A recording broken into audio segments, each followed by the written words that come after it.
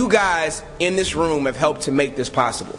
There's one person in particular that has also been a real champion of our cause, that's been able to see this vision and help make this a possibility for all of us to do films like this and others that are here. And that's Senator Mitchell W. Seabaugh. And let me tell you about him. He was first elected to the Georgia State Senate in 2000. In only his second term of office, he has become the majority whip. He was the instrumental person in backing and sponsoring Bill 1100. And that's the bill that allowed Georgians to receive tax incentives up to 30% for filming in the state of Georgia. This is huge because it brings people to our great state. It brings projects here, whether it's Vampire Diaries or Drop Dead Diva, or movies here, whether it's Stomp the Yard 2 or The Blind Side or Why Did I Get Married To? All those things are made possible by this incentives, which allows our community to grow, which allows our businesses to get serviced, which allow our industry to be able to grow, and for the state to reap all the benefits as we show people why we are a special place. So I'm here to introduce to you all Senator Mitchell Seabaugh. You know you're getting old when you watch a video clip like that, and instead of, all right, that looks good, you get depressed because you know your abs will never look like that again. And after about 30 seconds of it, your body hurts and you haven't moved yet. So that was awesome. That was really awesome. When I first walked in here, I panicked for a moment because I saw the big television screen there and I saw the cameras like around here, and I thought, oh my goodness, I hope they don't have a television camera. We'll put my face up there on that television screen, because I have already been told that I have a face for radio, and I would have hated for y'all to be subject to that. And you know, they say politics is the film industry for ugly people. Now, that only applies to the guys. That only applies to the guys. But let me share with you how I know that I have a face for radio. When we were trying to pass the first tax incentive, I thought it was a real smart thing to get all the key players involved and to go out to a set where they were filming a show, and they were filming Stroke of Genius here in Atlanta at that point in time.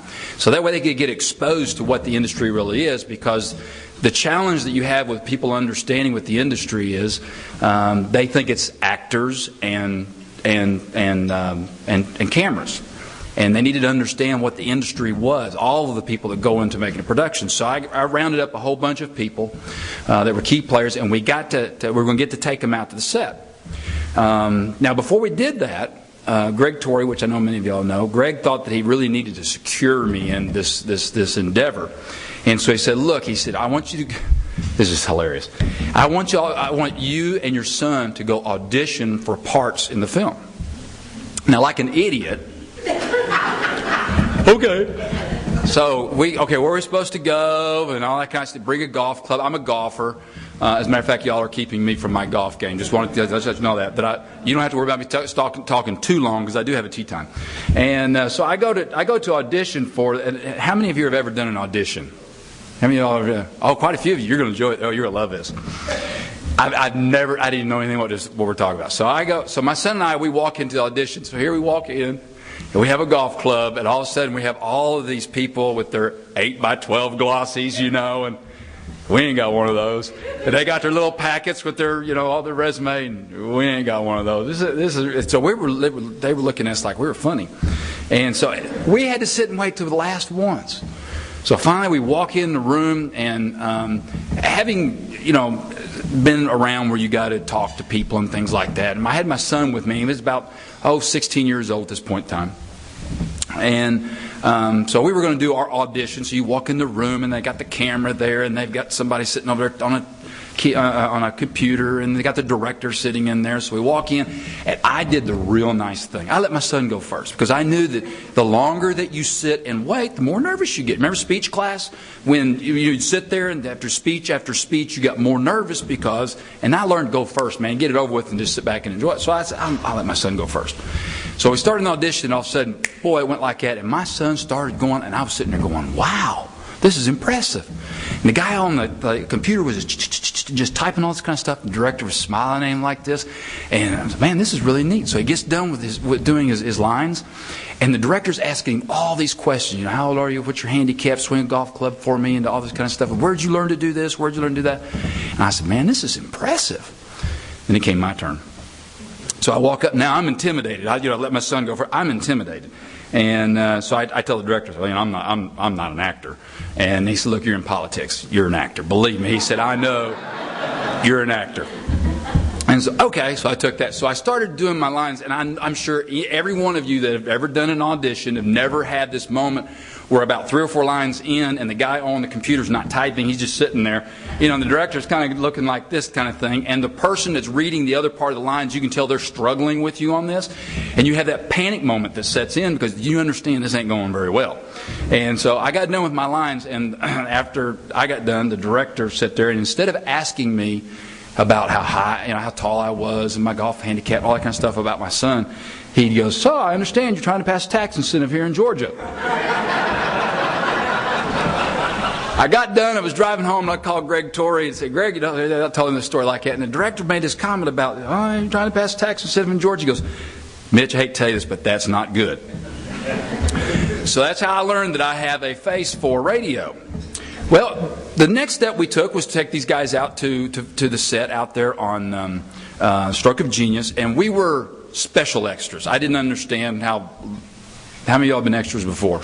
Okay, I'll try not to tell you what they told me extras were, but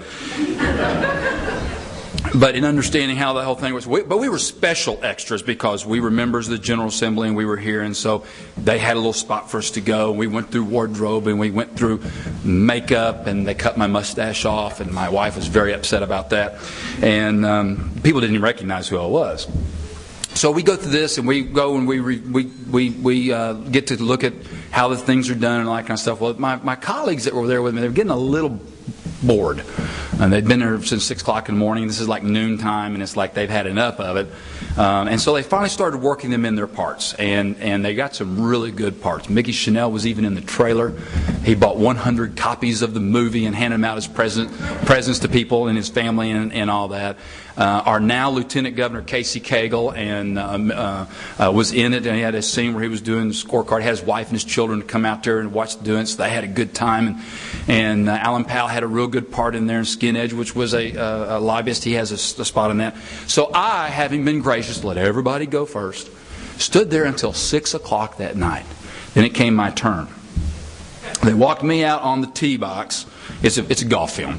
They walked me out on the tee box and was going to have me stand there, and they had this boom camera that was back here behind me, and I knew that was not a good sign because they kept moving this thing right here, moving it around. I knew this was going to be a moving shot. So I improvised. When it came around the camera like this, I turned. So at least you get my profile. Pulled a golf club out of the bag.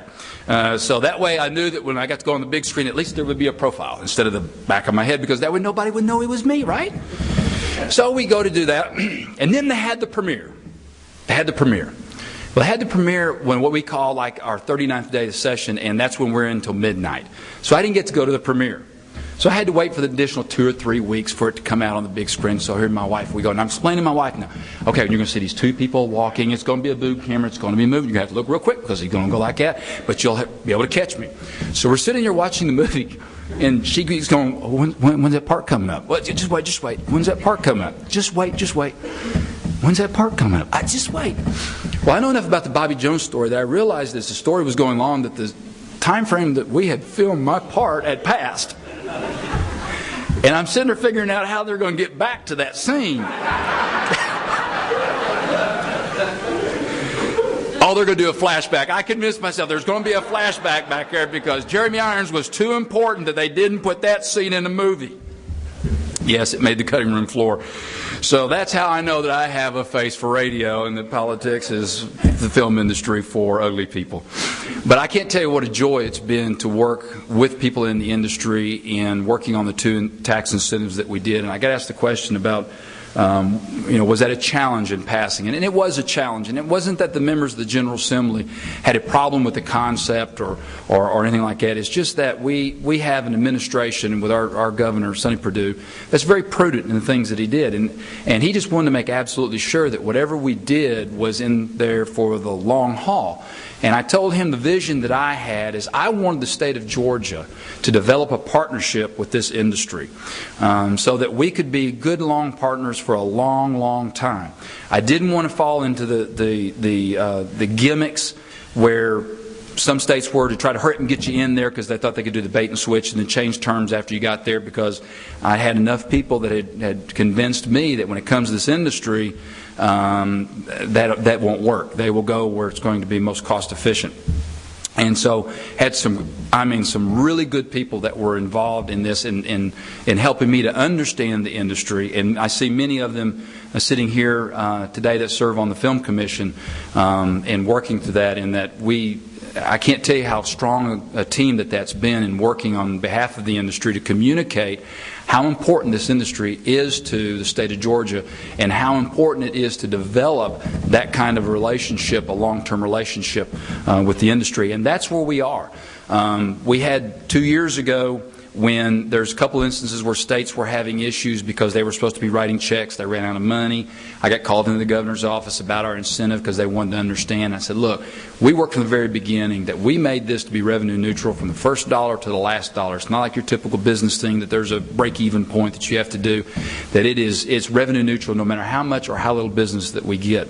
And so they went through and they looked at it, and then they called in the commissioner from revenue to talk about the revenue flow, and the commissioner said, all the things that we went through and looked at how this incentive is, one thing we did not consider is that we reap the benefit of the industry being here, and then we hold the money until they file their credits, and then we pay down the road. So we even have the being able to hold that money before we give the credits in time, and therefore we can invest that money and make money. So it's even better than we thought it was.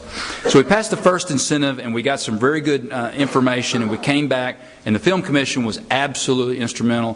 GPP was instrumental in working in making the pitch to the governor. And the governor at this point in time was so impressed with you all in the industry, because I remember we had a retreat, and in that retreat the governor and I sat down and he said, Mitch, I'm going to tell you something. This is after the first incentive. He said, of all the things I've ever done in the legislature, he said, I have never had an industry reach out to me and show such deep appreciation for something we did as this industry has. He said, it's been head and shoulders above what anybody else does. Usually they come down, you pass your legislation, you never hear from them again until they have another problem. But the governor has received enormous comments and appreciation from the industry, and I would just urge y'all to continue to do that, not just with the governor, but with members of the General Assembly, as we go through the tough times that we're going through, to understand how important this industry is to the people of Georgia. And with a team effort, we can continue on a vision of, and my children were in the band, and the band director had talked about what he wanted from his band was a band that dripped with class. And those who have worked with me have heard me say that I want Georgia to drip with class in everything that we do. From the contact that people in this state have with anybody that wants to come and film in this state, I want us to drip with class, because I want us to have that long-term relationship, because this is a great industry. And there's a lot of people that make certain comments about the industry in political terms and all that. And I'm going to tell you what, I am what they call one of your most conservative Republicans. Don't hold that against me. But I'm going to tell you what, a lot of people make comments about that, but I have found nothing but just outstandingly genuine people in this industry, and I cannot tell you how much I appreciate the opportunity of working with them and what they do to put people in this state to work and the investments that they make in this state. And I sure do appreciate that, and we can continue on that effort of dripping with class. And then with that, we'll have an opportunity to make Georgia's future even better than the past that we had. Thank you so much for the opportunity of being with y'all. Thank you for what you do. Thank you.